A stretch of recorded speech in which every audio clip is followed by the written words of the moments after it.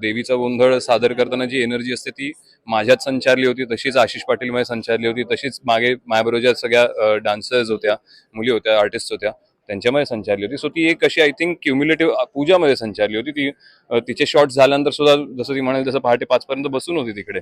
त्यामुळे माझं आणि देवीचं नातं खूपच वेगळं आहे आणि गोंधळ असेल, जोगवा असेल, मी खूप पटकन कनेक्ट होते.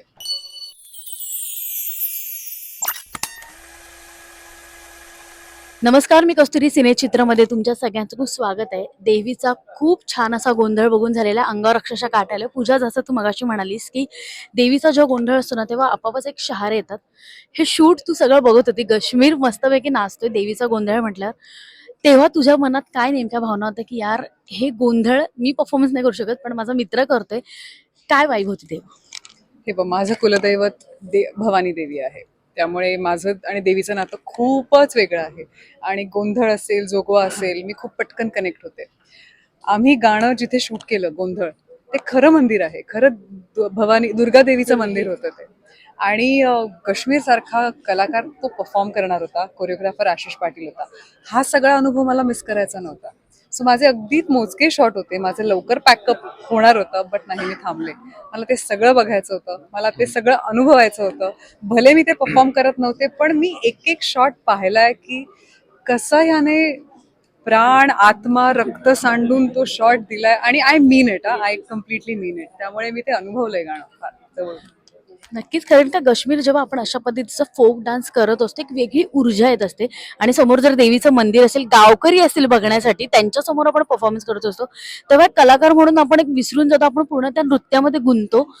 काय चालू होतं डोक्यामध्ये की आता आपल्याला देवीचा गोंधळ पण सादर करतो आणि सगळेजण आपल्याला आता बघतायत? नाही, अशा वेळेस कोण बघताय, किती लोक बघतायत हे तुमच्या ध्यानीमनी नसतं आय थिंक. दुसरी गोष्ट, देवीचा गोंधळ सादर करताना जी एनर्जी असते ती माझ्यात संचारली होती, तशीच आशिष पाटील मध्ये संचारली होती, तशीच मागे माझ्याबरोबर ज्या सगळ्या डान्सर्स होत्या, मुली होत्या, आर्टिस्ट होत्या, त्यांच्यामध्ये संचारली होती. सो ती एक अशी आय थिंक क्युम्युलेटिव्ह पूजामध्ये संचारली होती. ती तिचे शॉट झाल्यानंतर सुद्धा जसं ती म्हणाली तसं पहाटे 5 पर्यंत बसून होती तिकडे. आणि सो ही सगळी एक क्युम्युलेटिव्ह एनर्जी आहे, ती ती कलाकृती घडवत असते. आय फील सगळ्यांची वाईब खूप पॉझिटिव्ह होती, खूप सुंदर अनुभव होता. मला अख्खा वेळ मनात एवढाच विचार होता की बाबा हवेत तेवढे सगळे शॉट्स कम्प्लीट होत आहेत की नाही, कारण एका रात्रीत गाणं संपवायचं होतं. सो जरी आपण किती म्हणलं की हो तुम्ही एनर्जीमध्ये आहात आणि तुम्ही सगळं भान हरपून नाचताय, तर तेवढ्या शॉट पुरती असतं. त्यानंतर तुम्ही प्रॅक्टिकली विचार करायला लागता की अरे एवढे ठरवलेले शॉट्स ते संपले पाहिजेत, माझे गाणं उत्तम आपल्या हातामध्ये येईल. सो हे सगळं धरून it was a very good experience. मला खूप मजा आली. नक्कीच. आणि सत्य घटनेवर आधारित असा हा सिनेमा आहे सालबर्डी, आणि ज्या गाण्यामध्ये काश्मीर परफॉर्मन्स करतोय तो एक पोलिसाची भूमिका देखील करते. पण अशा पद्धतीचा आपण जेव्हा सिनेमा करतो तेव्हा कुठेतरी दडपण येतं का? आणि खरं तर खऱ्या आयुष्यात असं कधी वाटलं होतं की यार मी जर अभिनेत्री नसते तर मी पोलीस झाली असते? हे बघ, अभ्यास पक्का असेल तर दडपण येत नाही, येतो तो पोटात गोळा येतो की आत्ता झालाय अभ्यास, आता परीक्षा आहे आपली, तर तो पोटात जो गोळा येतो तो प्रत्येक कलाकाराच्या आला पाहिजे. माझ्याही आला होता.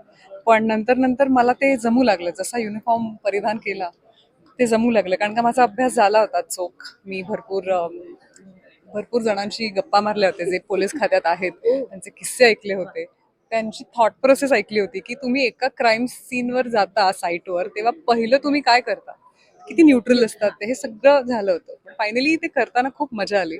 आणि ऑफकोर्स विथ काश्मीर तर त्यावेळेस मी त्या ऍक्च्युली गोंधळचा एक भाग आहे. अगदी छोटीशी झलक तुम्ही पाहिली आहे. मी फार काही सांगू शकणार नाही, त्यासाठी तुम्हाला फिल्म बघावी लागेल. आशिष सारखा नृत्य दर्शक आपल्याला जो नृत्य शिकवत असतो तेव्हा काय मनात दडपण असतं, आणि मुळात आशिष कडून जर एखादी गोष्ट घ्यायची असेल तुला तर ती कोणती असेल? आय फील आय थिंक त्याचा अभ्यास या सगळ्या ह्याचा, मला असं वाटतं की मी थोडासा अभ्यासात आपल्या फोक ट्रेडिशन्सच्या अभ्यासात थोडा मी खुजा वाटलो, थोडा कमी वाटलो जेव्हा मी आशिष बरोबर संवाद साधू लागलो या गाण्याकरता. सो आय बिलीव्ह एक मराठी माणूस आणि एक मराठी कलाकार असल्यानं मलाही आता त्याचा अभ्यास करायला सुरुवात केली पाहिजे. सो त्याचा अभ्यास खूप दांडगा आहे त्याच्या कलेच्या बाबतीतला. आणि हार्डवर्किंग आहे, he is nice, it is very good to work with, खूप चिल्ड आउट आहे. मला मला नाही दडपण वाटत. मला आय फील दडपण तुम्हाला येत असेल कोणाबरोबर काम करायला ना, तर व्हेरी फ्रँकली नाही केलं पाहिजे काम एकत्र. Yeah so he is very chilled out to work with. आणि ही पहिली आपली सुरुवात आहे, अजून आपण भरपूर कामं करायची आहेत एकत्र. पूजा असो, आशिष असो, will keep doing good work. आणि देवीचा जेव्हा भंडारा असतो ना तो उधळला जातो ना की असं वाटतं प्रसन्न फील होतं कारण का सो जेव्हा भंडारा पूर्ण 3 गोण्या तुम्ही भंडारा उधळलेला आहे सो जेव्हा शेवटला येतात आपल्याला माहिती आहे की गाणं आता संपणार आहे शूट संपणार आहे काय चाललं होतं मनामध्ये आणि आता मुलगा देखील बघणार आहे बायको देखील हे गाणं बघणार आहे सो कसं वाटणार छान वाटतं. मी वाट बघतोय. मी आत्ता ह्याच्यावर स्क्रीनवर बघून तर माझ्या अंगावर खरंच शहारा येत होता आणि आय एम वेटिंग घरी जाऊन ते काय रिॲक्शन देत आहेत आणि त्यांना कसं वाटतंय ते बघायला. सो या आणि शेवटी शूट संपताना काय मनात होतं तर खरंच सांगू अंग मोडून आलेलं असतं आणि असं वाटतं की आता हे 4 शॉट संपू दे आणि मला घरी जाऊ दे असं असं फिलिंग येतं. पण कारण तुम्ही अशी तोपर्यंत तग धरून ठेवलेला असतो तुम्ही. तर शेवटी 2-3 शॉट्सला तुमचं हळूहळू पेशन्स संपत शेवटच्या शॉट नंतर तुम्ही भयानक दिसता म्हणजे असे दिसता सुद्धा खूप भयानक कोणी जर का बघितलं तर सो पण मज्जा आली. I am very proud of what Ashish has done आणि what we tried to achieve. खूप मजा आली. आणि पूजा प्रेक्षकांना काय सांगायला आवडणार आहे आता चित्रपट येतोय गाणं देखील आलेलं आहे सो काय सांगायला मुळात सगळ्यांना प्रश्न पडलाय सालबर्डी म्हणजे काय. तर सालबर्डी हे एका गावाचं नाव आहे ज्या गावात ही कथानक जे घडलं आहे ते. सो सालबर्डी एका गावाचं नाव आहे. 17 एप्रिलला हा सिनेमा रिलीज होतोय.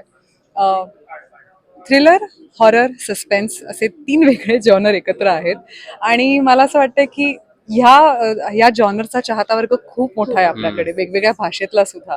सो मराठीमध्ये हा जर आपण एक अनुभव का नाही घ्यावा मराठीत. सो 17 एप्रिलला सालबर्डी रिलीज होतोय. प्लीज नक्की बघा.